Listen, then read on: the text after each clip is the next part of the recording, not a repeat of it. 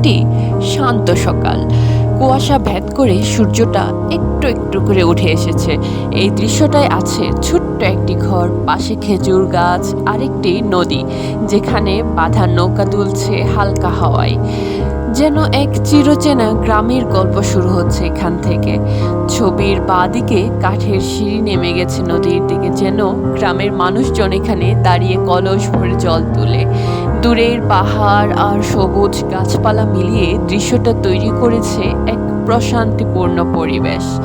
এখানে খুব হালকা রঙে আকাশ আর পানি ফুটিয়ে তোলা হয়েছে যাতে স্নিগ্ধতা বজায় থাকে। একটা ভালো চিত্রকর্মে ব্যাকগ্রাউন্ড আর ফোরগ্রাউন্ড আলাদা করে দেখানোটা খুবই জরুরি। এখানে যেমন সামনে সিঁড়ি, গাছ আর নদী, তবে পেছনে পাহাড় আর আকাশ। এইভাবে স্তর তৈরি করলে ছবি দেখতে অনেকটাই বাস্তব লাগে। ছবিতে রং ব্যবহারের ভারসাম্য বজায় রাখাটাও কিন্তু জরুরি। এখানে হলুদ, সবুজ আর নীলের সংমিশ্রণে একটি উষ্ণ সকাল ও প্রাকৃতিক পরিবেশ বোঝাতে সাহায্য করেছে। আপনি যখন আঁকেন তখন মুঠো রং না ছড়িয়ে চিন্তা করে একে অপরের পরিপূরক রং বেছে নিন। ছবির মাঝখানে ছোট্ট একটি নৌকা, যেন কাহিনীর কোনো চরিত্র এখান থেকে দূরে গ্রামে যাচ্ছে। এরকম ছোট্ট ছোট্ট উপাদান গল্প বলার মাধ্যমে হতে পারে, শুধু দৃশ্য নয়। প্রতিটা রেখা যেন বলে ওঠে একটি গল্প।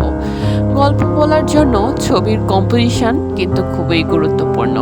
ছবিতে চোখ কোথা থেকে কোথায় যাবে সেটা ঠিক করে শিল্পীর আঁকার দিকে।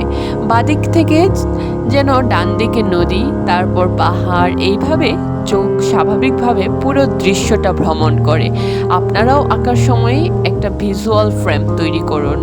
যখনই আঁকতে বসবেন ভাবুন একটা গল্প, কেমন সময়, কারা আছে এখানে, তারা কি করেছে। ছবিতে তখন প্রাণ আসবে। এখানে যেমন আমরা কল্পনা করতে পারি এই ঘরের ভেতর কে আছে, সে কি খাচ্ছে, জানালার পাশে বসে নাকি অন্য কিছু করছে। শিল্প মানে শুধু সুন্দর ছবি নয়, শিল্প মানে একটা অনুভব, একটা গল্প।